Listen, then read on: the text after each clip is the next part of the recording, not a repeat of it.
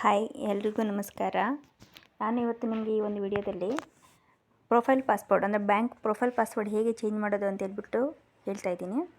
ನೀವು ಇದಕ್ಕೆ ಮೊದಲಿಗೆ ಏನು ಮಾಡಬೇಕಾಗ್ತದೆ ಅಂದರೆ ನಿಮ್ಮ ಒಂದು ಬ್ಯಾಂಕ್ಗೆ ಲಾಗಿನ್ ಆಗಬೇಕು.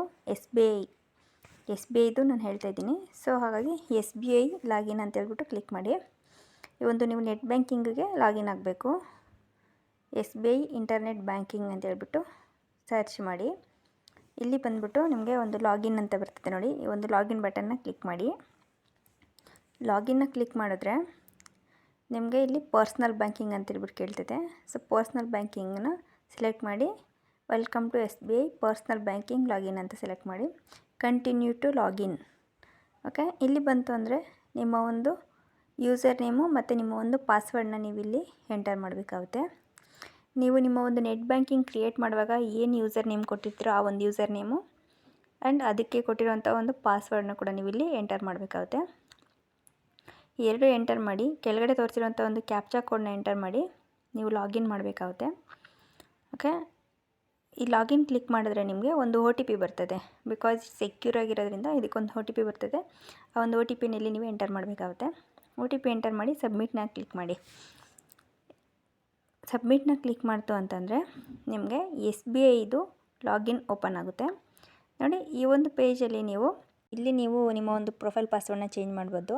ಇದು ಏನಕ್ಕಪ್ಪ ಅಂತಂದರೆ ನೀವು ಯಾವುದಾದ್ರೂ ಪೇಮೆಂಟ್ ಮಾಡ್ತೀರಾ ಅಂತ ಅಂದ್ಕೊಳ್ಳಿ, ನೀವು ಯಾವ್ದಾದ್ರು ಬೆನಿಫಿಷರಿ ಆ್ಯಡ್ ಮಾಡ್ತೀರಾ ಅಂತ ಅಂದ್ಕೊಳ್ಳಿ, ಆವಾಗ ನಿಮಗೆ ಈ ಒಂದು ಪ್ರೊಫೈಲ್ ಪಾಸ್ವರ್ಡು ನಿಮಗೆ ಬೇಕಾಗುತ್ತೆ.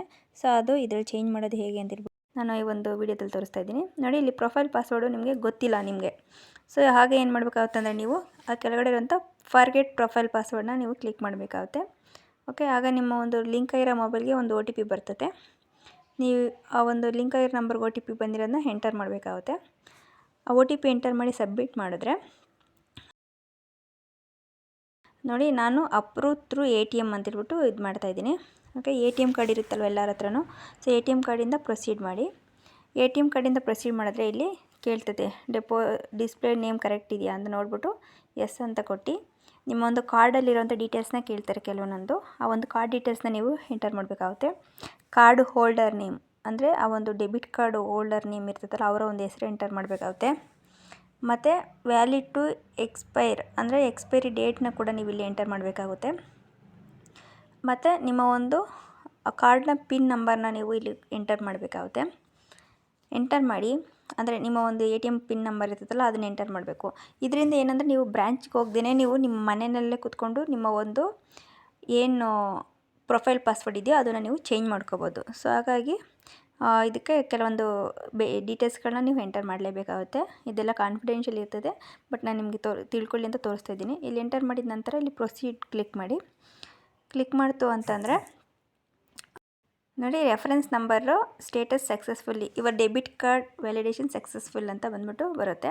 Okay, click here to return the page ಅಂತ ಬರ್ತದೆ. ಅಂದರೆ ನೆಕ್ಸ್ಟ್ ಮಾಮೂಲಿ ನಿಮ್ಮ ಒಂದು ಪೋರ್ಟಲ್ಗೆ ಅದು ಬ್ಯಾಕ್ ಆಗುತ್ತೆ. ಅಲ್ಲಿ ಕೆಳಗಡೆ ಕ್ಲಿಕ್ ಹಿಯರ್ ಮಾಡಿದ್ರೆ ಓಕೆ, ಇಲ್ಲಿ ಬಂತು ಅಂತಂದರೆ ಮತ್ತೆ ಇಲ್ಲಿ ಕೇಳ್ತಾರೆ ಎಂಟರ್ ಪ್ರೊಫೈಲ್ ಪಾಸ್ವರ್ಡ್. ಈಗ ನೀವು ನಿಮ್ಮ ಒಂದು ಪ್ರೊಫೈಲ್ ಪಾಸ್ವರ್ಡ್ ಏನು ಬೇಕೋ ನೀವು ಇಲ್ಲಿ ಸೆಟ್ ಮಾಡ್ಕೋಬೋದು.